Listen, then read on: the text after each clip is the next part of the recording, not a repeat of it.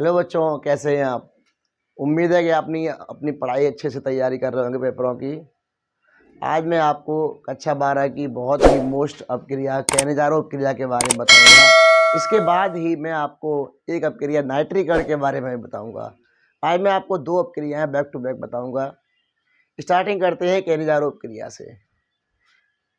Cannizzaro अपक्रिया में हम aldehyde के दो अणु लेते हैं और वो भी ऐसे अणु जिसमें अल्फा हाइड्रोजन परमाणु उपस्थित ना हो, जैसे फॉर्मेल्डिहाइड।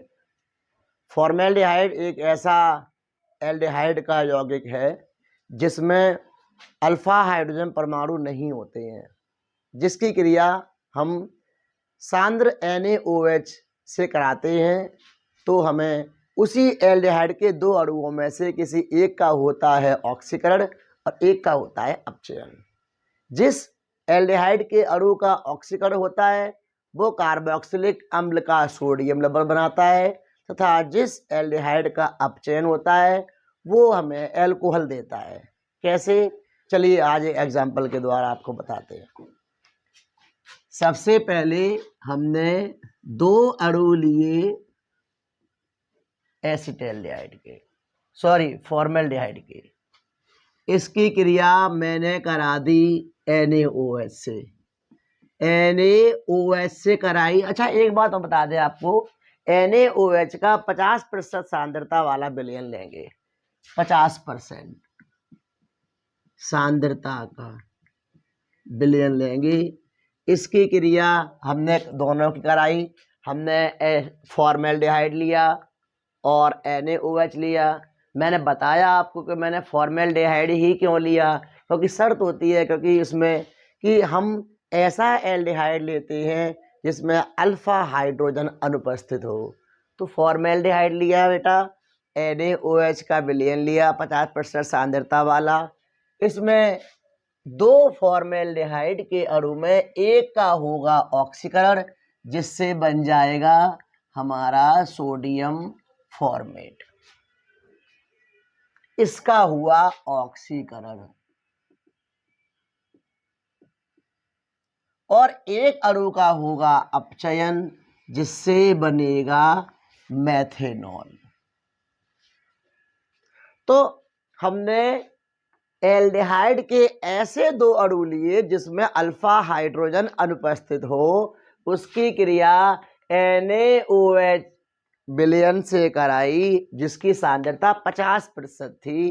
तो इस फॉर्मेल्डिहाइड के दो अणुओं में से एक का हुआ ऑक्सीकरण जिससे हमें कार्बोक्सिलिक अम्ल का सोडियम लवण बना, और दूसरा क्या हुआ, इसी फॉर्मेल्डिहाइड का अपचयन हुआ और हमें CH3OH प्राप्त हो गया। ये हमारी थी केनिजारो अपक्रिया। उम्मीद है आपको केनिजारो अपक्रिया समझ में आई होगी। केनिजारो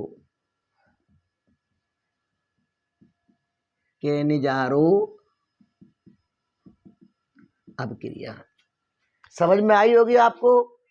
किसमें क्या हुआ कि हमने दो अणु एल्डिहाइड के लिए जिसमें अल्फा हाइड्रोजन परमाणु नहीं उपस्थित था, इसकी क्रिया हमने NaOH से कराई, 50% सांद्रता वाला था। एक एल्डिहाइड के अणु का हुआ ऑक्सीकरण जिससे हमें कार्बोक्सिलिक अम्ल का सोडियम लवण प्राप्त हुआ, और एक एल्डिहाइड के अणु का हुआ अपचयन जिससे हमें एल्कोहल प्राप्त हो गया। ये कन्वर्जन भी बहुत जरूरी होती है। आपको पता होना चाहिए कि जब भी हम एल्डिहाइड का ऑक्सीकरण करते हैं तो हमें हमेशा कार्बोक्सिलिक अम्ल ही प्राप्त होता है, और यदि हम एल्डिहाइड का अपचयन करते हैं तो हमें प्राप्त हो जाता है एल्कोहल। ये केनिजारो अपक्रिया मैंने कराई। इसके बाद जस्ट मैं आपको बताऊंगा नाइट्रीकरण अपक्रिया।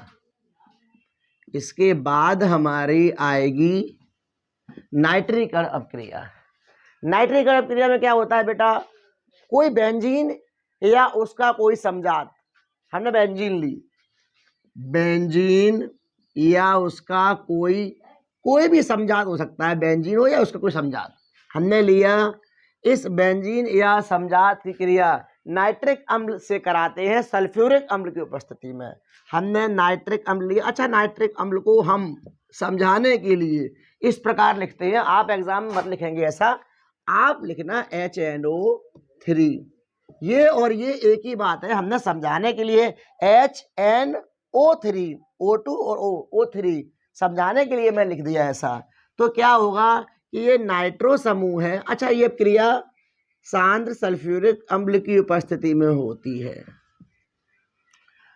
बेंजीन या उसका कोई समजात नाइट्रिक अम्ल के साथ क्रिया करता है सल्फ्यूरिक अम्ल की उपस्थिति में।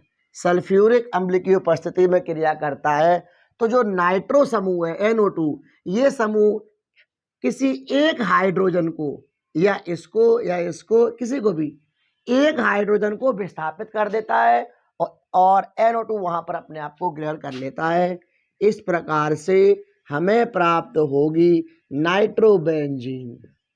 और ये वाला निकला हुआ H, यहां से निकला हुआ कोई H जहां भी जुड़ा हुई है, हमने मान लीजिए यहां पर जोड़ा, यहां से निकला हुआ H और एक H और एक O मिलके बना लेता है H2O, जल। यह क्रिया हमारी होती है नाइट्रीकरण। सबसे पहले मैंने आपको केनेजारोव क्रिया कराई, जिसमें बताया कि कोई एल्डिहाइड लिया जिसकी क्रिया हमने NaOH से करा दी, 50% सांद्रता वाला था। तो एल्डिहाइड के एक अणु का हुआ ऑक्सीकरण, एक का हुआ अपचयन। जिसका ऑक्सीकरण हुआ उसने कार्बोक्सिलिक अम्ल का कोई सोडियम लवण बनाया और जिसका हुआ अपचयन उसने बनाया अल्कोहल। केनेजारोव क्रिया है। दूसरी नाइट्रीकरण। नाइट्रीकरण में हमने बेंजीन या उसका कोई समजात लिया। समजात मीन्स हम इसकी जगह टोल्यूइन भी ले सकते हैं, फिनॉल भी ले सकते हैं। हमने बेंजीन लिया, इसकी क्रिया हमने नाइट्रिक अम्ल से कराई सांद्र सल्फ्यूरिक अम्ल की उपस्थिति में। नाइट्रो समूह ने हाइड्रोजन परमाणु किसी एक को विस्थापित कर दिया और स्वयं उसको उसके स्थान पर कर लिया। ये हमारी कहलाई नाइट्रोबेंजीन। ये जो कंपाउंड हमारा है इसे हम कहते हैं नाइट्रोबेंजीन। ये क्रिया हमारी कहलाती है नाइट्रीकरण। इसी प्रकार से हम आपको परीक्षा के संबंध में और भी वीडियो देते रहेंगे। तो हमारे वीडियो को लाइक करें, चैनल को सब्सक्राइब कर लें और नोटिफिकेशन को दबाना मत भूलिए, ताकि समय से हमारे और भी वीडियो इसी प्रकार के नोटिफिकेशन के द्वारा आपको मिलते रहें। और जो आपको समस्या हो, आपको कोई अभिक्रिया समझ में ना आ रही हो, तो आप मुझे कमेंट बॉक्स में मैसेज करें, तो मैं अगला वीडियो उसी पर बनाता हूँ। Thank you.